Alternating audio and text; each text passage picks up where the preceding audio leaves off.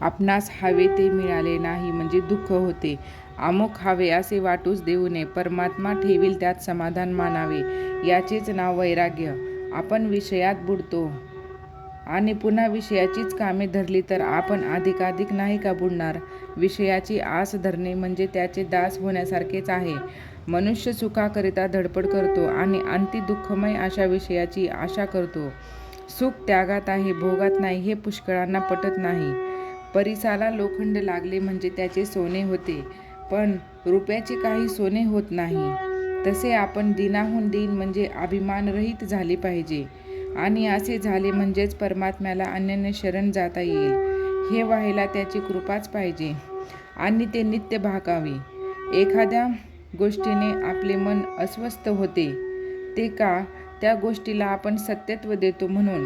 हे सर्व खेळ आहे, हे मिथ्या आहे असे जाणून ज्याप्रमाणे नट नाटकातील आपली भूमिका अगदी खऱ्यासारखी करतो त्याप्रमाणे व्यवहार करावा. सुख समाधान सत्यात असते, मिथ्यात नसते. आजपर्यंत आपण विषय भोगले,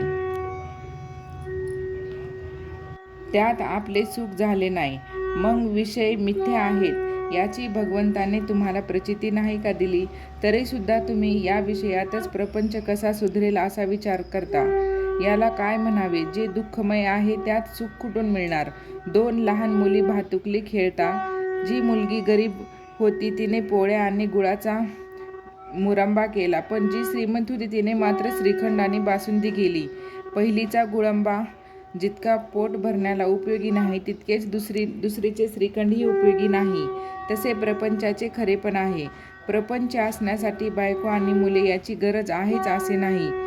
जो दुसऱ्यावर अवलंबून असतो तो प्रपंचीच असतो. म्हणून मनुष्य एकटा असला तरी प्रपंचीच असतो. दुसऱ्यापासून दुःख मिळवण्याचा प्रयत्न करणारा मनुष्य हा प्रपंची होय.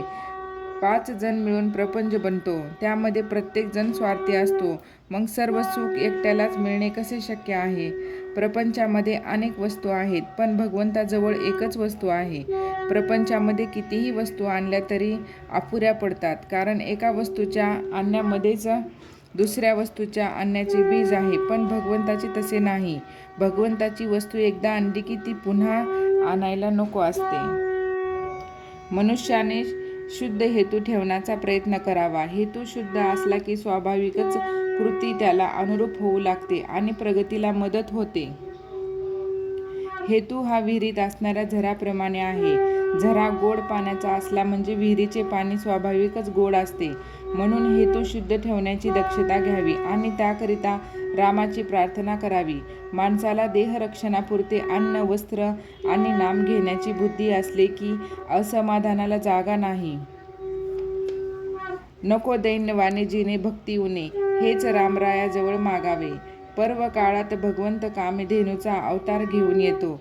जे ज्याला पाहिजे तो त्याला देतो. पर्व काळात सज्जन तसेच दुर्जनही आपली कामे करून घेतात.